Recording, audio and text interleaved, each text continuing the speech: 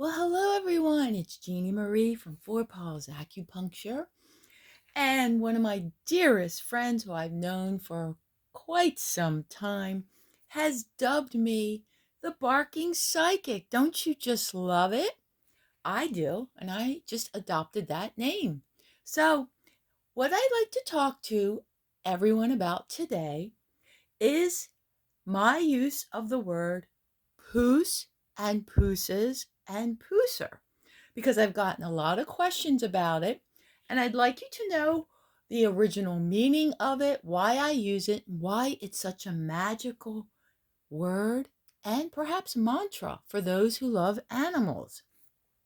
I even wrote about it in my book, Barkopedia, the Canine Book of Knowledge, and feel free to read it in the book. You can get it on Amazon. I'm not hawking the book on this video. Just want you to know it is available and this content is copyrighted. So let us begin. What is this woman talking about when she calls animals pooses? All right. So I discovered this word about 40 some odd years ago on the birth of my dearest soulmate, Merlin Mosa, the German Shepherd who changed my life and who was the inspiration of Paws Acupuncture. I was there the night he was born, and as soon as I saw him, I said, "Oh, what a dear poosh you are." I had no idea where that came from. I had never heard that word before. I just blurted it out like a typical Sagittarian and have been using it ever since and found that it's magic. So, have you ever wondered how Noah was able to talk two of every animal onto the ark? Why he didn't get eaten by tigers and bears and dragons and all those kind of animals that would turn against you? Did he have some kind of magic bird feed? Or did he have treats? Did he have catnip? What did he do? I'm going to kind of paraphrase from the book because I don't want to keep rambling. It's much easier for me to do it this way. So there is a myth that Noah was able to lure the hordes of animals onto the ark and peacefully coexist with each other, unlike humans, by reciting one simple magical mantra, poos. Now, it can be spelled Poose or Poose, and it's pronounced like you would say the word moose. Well, it's poos, rhymes with juice. It is not the word Pussy, grab them by the you know what. It is not that word. We're not going to go down that path. It is poos. Okay? Now, unfortunately, this part of the story with Noah was left out of the Bible. And it was probably some evil pope who had it removed, like some other suppressed stories in the books of like the Da Vinci Code. We'll never know, right? Popes are popes.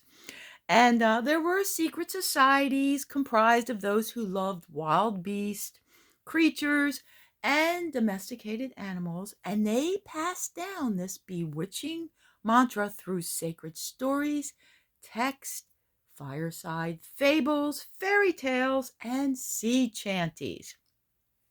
Thus, Noah became the original pooser. And a pooser is one who can communicate with animals, and they communicate with him or them. He was the precursor to Dr. Dolittle. And I imagine that the Franciscan monks got a hold of those lost secret texts and used them to talk to animals, because think of all the famous Franciscan monks that talk to animals.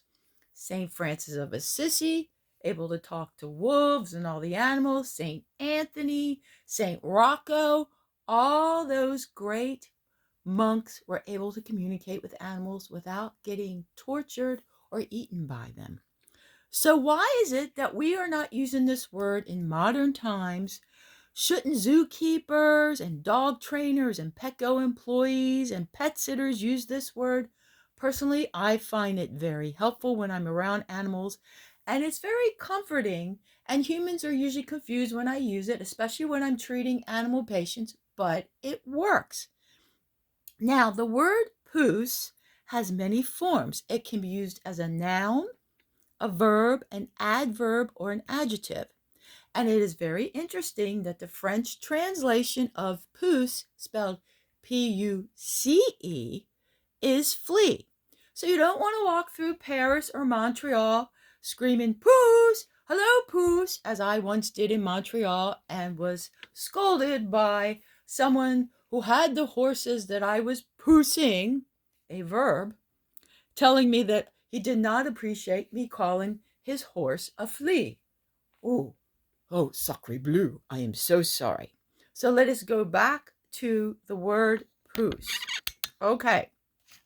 Poos as a noun. Are you going to take notes? Because there might be a pop quiz on this. Poos as a noun is an animal, a bird, or a living creature. Okay, so even a unicorn is a poos. A bug can be a poos, but, we'll just stick with animals right now. The plural of the noun poos is POOSES. So the verb to poos means to poos an animal means to speak or communicate with it lovingly. So there's an understanding between you and the animal, the creature, of every word and thought.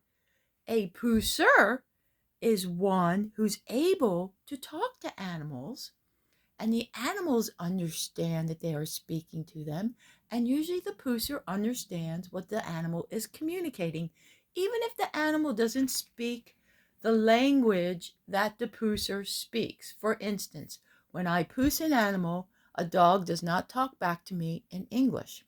He either psychically communicates to me or perhaps speaks in canine. And some of you dog walkers speak fluent canine, I know. Now, just as farmers will scream "suey" to their pigs, you can go to the zoo, and I dare you to test this out, because when I lived near the San Diego Zoo, I did this all the time, and it works. You can run up to the fences of the animals and scream, "Poos!" And the pooses, the animals, will come running up to the fence. Red river hogs especially love it. The tapirs at the Wild Animal Park and the zoo love it. Even the tigers. If you go on the Wild Animal Park safari ride, you will make friends with the rhinos and the giraffes just saying, "Hi, Poos, would you like a carrot?" Now, let's go to the adverb poosie, P-O-O-S-I-E, or P-O-O-O-S-I-E. The adverb to act poosy or cute. So you can say to a cat or dog, "Act poosy for me." Usually the cat or dog will roll over on their back and they want a belly rub, or they'll do something cute because they understand that word. Yes, I know it's crazy. But right now we have drones flying around and people saying that they're aliens and the government, and there's a, crazy person who's just been elected to office. So nothing should flip you out right now. Let's talk about nice things like animals. Let's continue. Pooser. So, a pooser, once again, it's a noun. One who pooses, one who converses and talks with the animals. So, for instance, when I grow up, I want to be able to talk to the animals just like the pooser, Dr. Dolittle. And Dr. Dolittle was a pooser. Let me name some famous poosers for you so you get the picture. Noah, Chief Dan George, St. Francis of Assisi, St. Anthony of Padua, St. Roch, Dr. Dolittle, Steve Irwin, come on, he poosed crocodiles. Jane Goodall, Elwood P. Dowd, he had a big puka rabbit he talked to. Jack Jungle Hannah, Mary Poppins, she talked to dogs. Cinderella, come on, she was able to talk to those mice. They cleaned the house for her. Snow White, Corporal Radar O'Reilly from MASH, watched the old episodes. He was able to communicate with animals. Diane Fossey, Arthur Hoggett and the Monks of New Skeet, Harry Potter. Need I go on? There are so many poosers. Perhaps you are a pooser. I consider myself a pooser because I do talk to animals. It's crazy, but I do feel that I have a better connection with animals than most people, and anyone who hangs around with me knows this for sure. So there are many unknown poosers living in wild places in our world.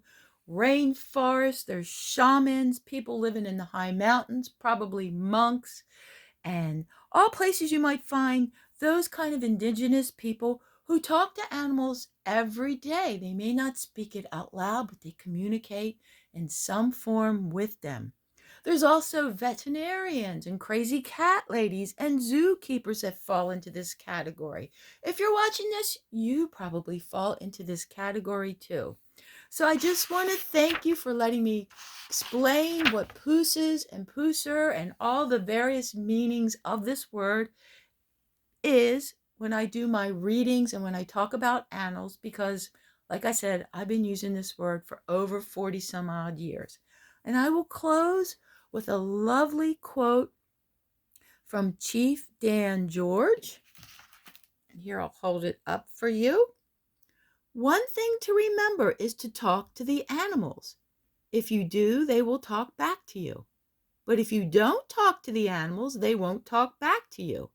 Then you won't understand. And when you don't understand, you will fear.